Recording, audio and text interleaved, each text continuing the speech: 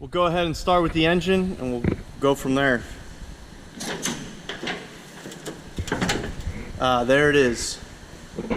What we have here is a 2014 Mustang GT Coyote with a Shelby GT500 6-speed transmission, the TR6060, and a fluid twin turbo kit.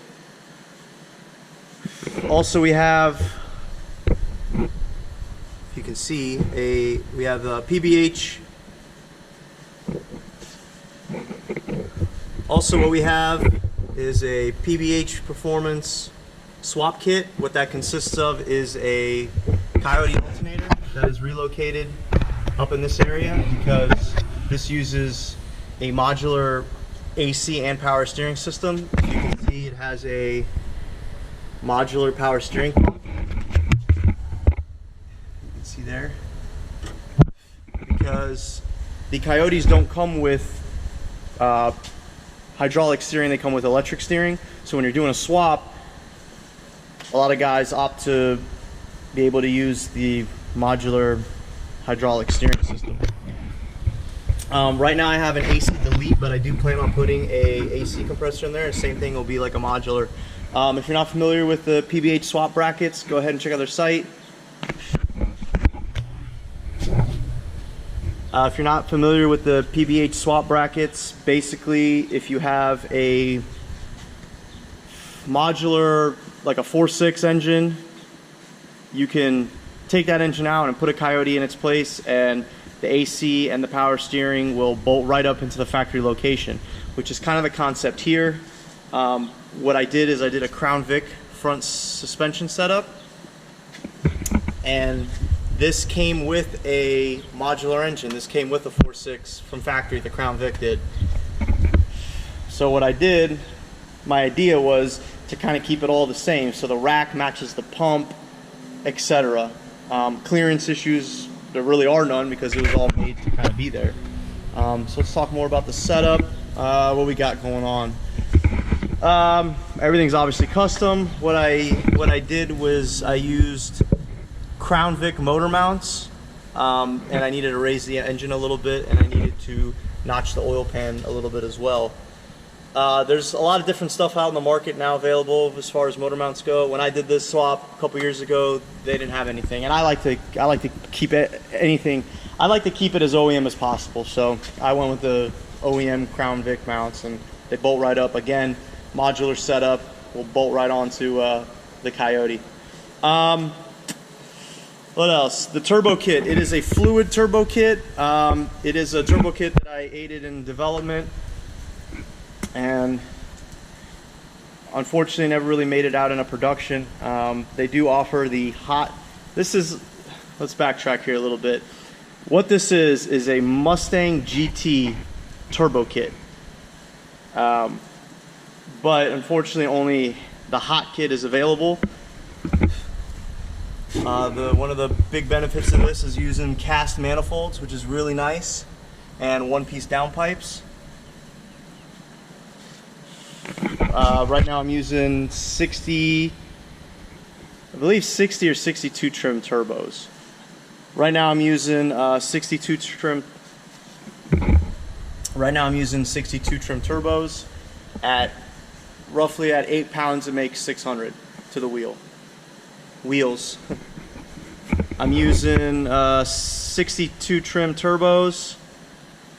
Roughly about 8 pounds, it makes 600 of the rear wheels.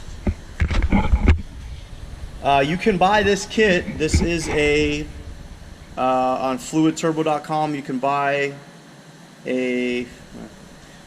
this kit. It's a hot kit basically. It's only the hot side of the system. Another great benefit is if you have a Mustang, you can use like a factory X pipe, not factory, or actually factory will build up aftermarket X pipe. Basically, you can put an X pipe, any X pipe will bolt up in the factory locations. These manifolds are designed, or the downpipes are designed to fit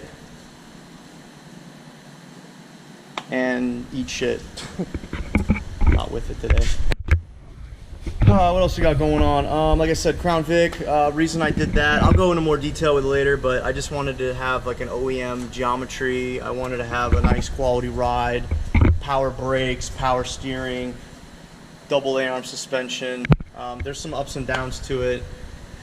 It's very affordable, very, very affordable. There's obviously a lot higher end stuff out there. Porterbuilt, GSI, those guys do amazing stuff. But I don't think it was in the budget at the time, so it works, it's good. I have some stuff I'm gonna do to it later, but for now, that's what I'm going with. Manual brake setup. It's actually same thing. It's a Mustang. It's like a Fox body. Manual brake setup. It is Maximum Motorsports booster delete. It's really not that bad. They do a good job at figuring out and designing. They do a good job at engineering the leverage on the pedal, so you're able to have a good stopping force without the use of the booster. I did it because since this thing will be bagged, I had to raise the engine up, so it wasn't a whole lot of clearance for my brakes. Of course, after I did that, I found out Willwood has a really nice manual setup. It's actually really nice. I really like it. I probably would have went with that if I could have. What they do is they'll actually have the proportioning valve and I think a brake switch all built into one, so it's a super clean setup. It comes with their master, their whole setup. It's really nice. I did it air-to-air intercooler just because I didn't feel the need for a air-to-water setup like the standard fluid setups are. But what else? Pretty